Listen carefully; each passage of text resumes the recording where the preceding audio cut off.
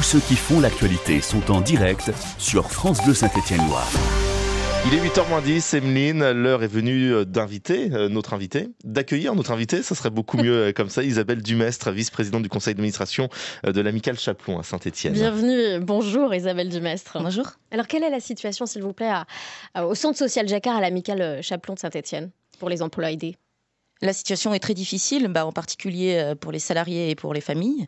Les familles notamment dont on accueille les enfants en périscolaire le soir après l'école et puis les mercredis après-midi en centre de loisirs ou toute la journée pour les enfants des écoles privées le mercredi. Donc aujourd'hui, en cette rentrée, il y a des enfants que nous n'avons pas pu accueillir. Parce que combien de personnes travaillent en emploi aidé et combien de ces postes sont supprimés là maintenant ? Donc là, nous allons avoir en tout 5 emplois aidés supprimés. Sur la petite dizaine qui fonctionnait avec nous, nous n'avons pas que des contrats aidés à Chaplon, c'est aussi ce qui nous sauve un petit peu, nous sommes une grosse structure, on a aussi des emplois permanents et c'est ce donc, qui fait... 3 postes déjà supprimés oui. Et deux autres d'ici à décembre, c'est voilà, ça ? C'est ça, qu'on arrive à 5. Un en novembre et un en décembre et effectivement c'est des choses que nous avons appris comme tout le monde au mois d'août et que nous n'avons absolument pas pu anticiper. Et du coup, il faut se réorganiser rapidement, notamment dites-nous ce que ça change pour l'accueil le mercredi et pour les vacances scolaires. Très concrètement, là pour l'instant, il y a des familles qui restent sur le carreau le mercredi après-midi, puisque d'habitude nous accueillons à peu près 120 enfants les mercredis, et là nous ne pouvons en accueillir que 70. Donc ça fait une très grosse différence, et les familles ont découvert à la rentrée, au pire moment pour elles, que la semaine suivante, le mercredi après-midi, il n'y avait pas de solution pour elles, ou le mercredi toute la journée, encore une fois, puisque nous avons des écoles privées et publiques accueillies. Et ça va être encore plus compliqué pour les vacances de la Toussaint ? On met tout en œuvre pour apporter des réponses au moment des vacances, parce que là, effectivement, c'est extrêmement compliqué pour les parents si c'est pas une demi-journée qu'il faut gérer, mais toute une semaine. Donc, on a des solutions, parce qu'on a aussi des personnes qui n'interviennent que pendant les vacances. Donc, voilà.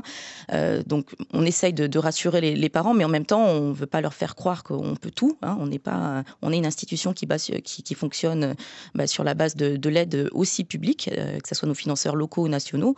Et ces contrats aidés, on ne peut pas se le cacher. Si on l'avait appris il y a 6 mois, on aurait été prêt pour la rentrée. Là, on essaye de gérer en quelques semaines, ce qu'il nous faut des mois à assumer normalement. Et que disent les autres financeurs ? Donc, il y a la ville, il y a la CAF, il y a le département. Alors pour l'instant, on n'a pas eu de contact précisément sur cette question-là. Je sais qu'il y a eu un débat au dernier conseil municipal de Saint-Étienne où une position claire a été prise en direction de la politique nationale, mais sur la politique locale et la réaction de la mairie en tant que telle vis-à-vis de ceux qui en ont besoin, à savoir les centres sociaux, nous n'en savons pas plus à l'heure qu'il est. 7h52, notre invitée ce matin, Isabelle Dumestre, la vice-présidente du conseil d'administration de l'Amicale Chaplon à Saint-Étienne. Alors les solutions, qu'est-ce qu'on peut imaginer ? Est-ce que ça peut être des services civiques ? Est-ce que ça peut être des contrats en apprentissage ? Alors non, pas les services civiques. C'est vrai que le gouvernement pousse les structures, les communes à prendre ce palliatif, mais nous sommes une structure d'éducation populaire. Les services civiques, c'est fait pour former les jeunes à la citoyenneté, pas pour qu'ils prennent des petits boulots mal payés à la place de gens qui font des vrais boulots. Donc nous n'allons pas nous tourner vers les services civiques pour compenser. De toute manière, ils ne sont pas comptés dans les taux d'encadrement. Donc ça répondrait même pas à la problématique des familles. On va plutôt se tourner vers d'autres types de solutions, parce qu'en plus, il s'agit effectivement d'apporter des vraies formations aux gens que nous accueillons. On garde des enfants, c'est quand même quelque chose de sérieux et qu'on confie pas à n'importe qui. Donc on va se tourner plutôt vers un contrat d'apprentissage en CAP petite enfance. Voilà, ça c'est vraiment le cœur de notre métier.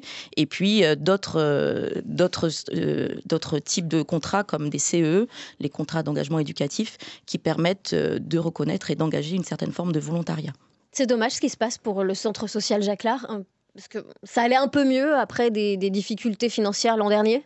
On commençait à voir le bout du tunnel, parce qu'effectivement, on avait eu des grosses difficultés. Et c'est à ce moment-là que moi, j'étais rentrée en tant que maman usagée du centre au conseil d'administration, parce que les administrateurs tiraient la sonnette d'alarme. On était très, très mal. Les financeurs nous faisaient les gros yeux. Et on a travaillé pendant 1 an avec tout le CA et les salariés qui ont fait beaucoup d'efforts pour arriver à s'en sortir. On devait approcher l'équilibre à la rentrée, au début de l'année 2018. Et avec les contrats aidés, c'est un manque à gagner qu'on chiffre à peu près à 20 000 euros. Donc évidemment, je ne vous cache pas que c'est dur à absorber. Parce qu'effectivement, la ville avait beaucoup serré la ceinture déjà. Alors, à l'ensemble des centres sociaux, on avait réussi à les convaincre, nous, qu'on avait besoin. Et puis, on est un des plus gros centres sociaux de la Loire, et en particulier de Saint-Étienne. Donc, il n'est pas question de laisser fermer Chaplon. Vu le quartier qu'on couvre, ça mettrait un gros coup à la cohésion sociale dans ce quartier. Vous en voulez au précédent gouvernement qui a mal budgété ces contrats aidés ? C'est pour ça qu'il ne termine pas l'année, là ? Non, j'en veux pas au précédent gouvernement parce qu'il y a des solutions. Enfin, je veux dire, on n'est pas non plus sur des milliards. Des milliards ont été trouvés pour baisser l'ISF. Donc, je pense qu'il aurait pu y avoir effectivement des moyens de finir l'année parce qu'on ne décide pas au mois d'août qu'on va chanter des contrats aidés comme ça dont on a besoin pour la rentrée. Sauf quand on découvre un budget qui a mal été préparé, qui a été insincère, la Cour des comptes l'a dit. Peut-être, mais il y a quand même une certaine souplesse au niveau des crédits budgétaires dans l'État, et donc on ne fait pas des cadeaux d'un côté pour serrer la ceinture à certains de l'autre. Voilà, donc effectivement, ce que je sais, c'est que ça fait longtemps que je regarde les choses, et j'ai jamais vu ça, qu'on décide courant août des choses qui vont impacter la rentrée de millions d'élèves dès le mois de septembre. Qu'on mette tout le monde devant le fait accompli à la rentrée. Moi, j'entends qu'il y avait des choses à revoir sur les contrats aidés. Là, il y a un projet de loi de finances qui va se discuter à l'automne. Ça aurait pu se faire pour 2018. On aurait accompagné, on aurait cherché des solutions. C'est effectivement l'occasion de parler des contrats aidés. Merci beaucoup Isabelle Dumestre d'être venue en direct sur France Bleu Saint-Étienne-Loire. France Bleu Saint-Étienne-Loire.